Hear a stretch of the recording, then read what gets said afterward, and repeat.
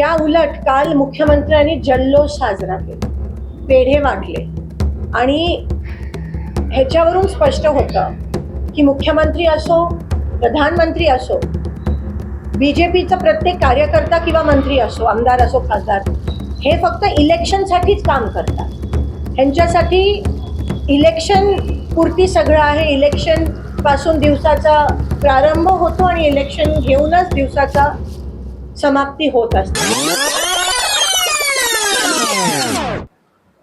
महाराष्ट्रात घडलं काही दिवसापूर्वी, एका लहान चिमुकलीचा त्या ठिकाणी बलात्कार केला गेला, तिची अतिशय वाईट पद्धतीत हत्या करण्यात आली. पॉक्सोच्या अंतर्गत हा गुन्हा आहे आणि जो तो नराधम आहे तो अजूनही त्याला सजा आणि शिक्षा झाली नाही आहे. शक्ती कायदा लागू केला असता तर 15 दिवसात त्याला खरं तर फाशी झाली पाहिजे, ही आमची मागणी आहे. त्या उलट काल मुख्यमंत्र्यांनी जल्लोष साजरा केला, पेढे वाटले आणि ह्याच्यावरून स्पष्ट होतं की मुख्यमंत्री असो, प्रधानमंत्री असो, बीजेपीचा प्रत्येक कार्यकर्ता किंवा मंत्री असो, आमदार असो, खासदार, हे फक्त इलेक्शनसाठीच काम करतात. ह्यांच्यासाठी इलेक्शन पुरती सगळं आहे. इलेक्शन पासून दिवसाचा प्रारंभ होतो आणि इलेक्शन घेऊनच दिवसाचा समाप्ती होत असते. ह्यांना लोकांचं, जनतेचं एका लहान पुरोगामी महाराष्ट्रात एका लहानशा चिमुकलीवर एवढ्या वाईट पद्धतीत अत्याचार होऊन हत्या होते. तुम्ही खरं तर त्याची आठवण ठेवून, त्याची जाणीव ठेवून जल्लोष साजरा नसता केला आणि म्हणाला असता की तिच्यासाठी आम्ही जल्लोष करत नाही, तर थोडं तरी तुम्हाला काही माणुसकी आहे असं आम्हाला वाटलं असतं. पण त्या उलट तुम्ही पेढे वाटले, जल्लोष साजरा केला, जाहीर केलं. त्यानंतर तुम्ही उद्घाटनाचे कार्यक्रम घेतले. काही माणुसकीच राहिली नाही आहे ह्या महाराष्ट्राच्या मुख्यमंत्र्यांमध्ये असं मला कुठेतरी वाटतंय.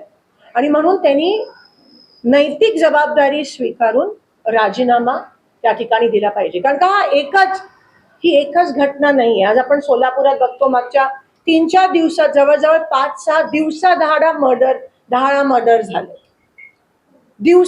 दिवसा आणि ते पण काही शहरी भागात, काही ग्रामीण भागात दिवसा मर्डर झाले. कुठे तुमचं प्रशासन? कुठे लॉ अँड ऑर्डर? कुठे गृहमंत्र्यांना जर गृह खातं हाताळता येत नसेल तर स्वतंत्र एक खातं, पोर्टफोलिओ निर्माण करा, द्या कोणातरी जबाबदारी. पण तुम्ही त्या उलट जल्लोष साजरा करताय.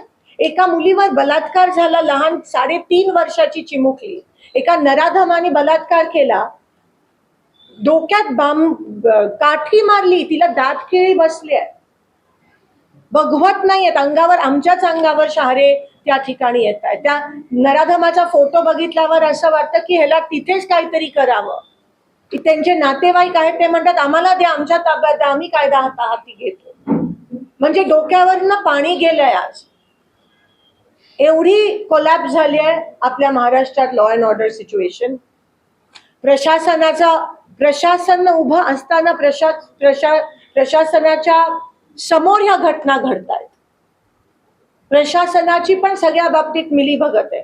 दिवसाधारे वाळू उपसा चालू आहे, त्यामुळे पाणी सोडत नाहीये. त्या विषयावर मी नंतर. पण आज पॉक्सोच्या अंतर्गत सोलापुरात पण मागच्या आठवड्यात खूप मोठा पॉक्सोच्या अंतर्गत नाबालिग मुलींची प्रेग्नन्सीच्या केसेस आल्या. त्यांना पॉक्सोच्या अंतर्गत आपल्याला आयडेंटिटी नाही सांगू शकत, तरी त्या सगळ्या महिलांची आयडेंटिटी त्या ठिकाणी हॉस्पिटल प्रशासनाकडून लोकांना पब्लिक डोमेनवर ठेवण्यात आली. म्हणजे काही राहिलीच नाहीये, नाही गांभीर्य राहिलं, ना माणुसकी राहिली, ना जाणीव राहिली. आणि हे पुरोगामी महाराष्ट्र. एकेकाळी इथे काहीच व्हायचं नाही. आज आपल्या दुसऱ्या राज्यांसारखी क्राईम रेट चालली आहे महिलांवर होणारे. पॉक्सोच्या अंतर्गत जेव्हा पॉक्सोचं प्रमाण वाढतं तेव्हा त्या राज्याची लोकांमधली, पुरुषांमधली पेक्षा जास्त सत्ताधाऱ्यांची विकृत मानसिकता दिसून येते. आणि ही सत्ताधाऱ्यांची विकृत मानसिकता आहे.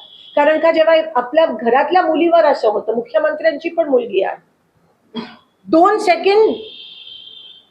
सेकंड काय, जेव्हा आपण ते बघतो टीव्हीवर तेव्हा अंगावर शहारा होतो. आणि मग ते सगळं असताना तुम्ही जल्लोष साजरा करता, तुम्ही पेढे वाटता. त्या नराधमाला ताबडतोब फाशी झाली पाहिजे. शक्ती कायदा जेव्हा आमची सत्ता होती तेव्हा मी त्या समितीमध्ये होती, आम्ही अंमलात आणलेला. निर्भयानंतर आपण तो शक्ती कायदा महाराष्ट्र राज्यात आणलेला. तो लागू करा, त्याची अंमलबजावणी करा. कसली भीती आहे तुम्हाला? विकृत मानसिकता आणि ती वाढत चालली आहे महाराष्ट्रात. का? कारण का वरपासून खालपर्यंत हे जे गुन्हेगार आहेत त्यांना सपोर्ट आहे. तुम्ही ठाण्याचं पण बघा, अनेक मी तुम्हाला सांगू शकतो. आणि मग करतात काहीतरी, खरात असतील, हे असेल. विकृत मानसिकतेला वाव मिळत आहे सत्ताधाऱ्यांकडून. आणि मग तुम्ही महिला आरक्षणाचा विषय घेता, आणि मग तुम्ही महिलांचं सशक्तीकरणाचा विषय घेता, आणि मग तुम्ही महिलांना संरक्षण देण्याचा, अहो जे आहे आता जे चालू आहे, तुम्ही त्याला जर सजा दिली तर कोणाची हिंमत होणार नाही. पॉक्सोचे अर्धे केसेस रिपोर्ट होत नाहीत, कारण का नातेवाईकांकडून केले जातात. हा सुटला तरी कसा मला सांगा? ह्याच्यावर 2 ते 3 केसेस आहेत पॉक्सोच्या. सुटला? पॉक्सो एवढा सिरियस कायदा आहे, सुटला कसा? कोणी बेल दिली, कोणी सोडलं? ही कारवाई, हे नेक्सस आहे. हे पूर्णपणे वरपासून खालीपर्यंत नेक्सस आहे, खालपर्यंत. आणि गृहमंत्री मजा करत फिरत आहे, गांभीर्य राहिलं नाहीये. रेप्स होत आहेत तर होऊ देत, लहान मुलींवर बलात्कार होत आहेत तर होऊ देत, लहान मुलींची चेचून हत्या होते तर होऊ देत. तिच्या तोंडात म्हणे पीएम रिपोर्टच्या नुसार सॉक्स कोंबला गेला, कारण का तिने आवाज नाही करावा. नशीब, आता तरी नशीबच म्हणावं की सीसीटीव्ही फुटेज सापडलं, नाही तर ओरिसामध्ये पण काय हालत आहे. सापडल्यावर गुन्हा दाखल होतो. तसंच महाराष्ट्रात होत चाललंय.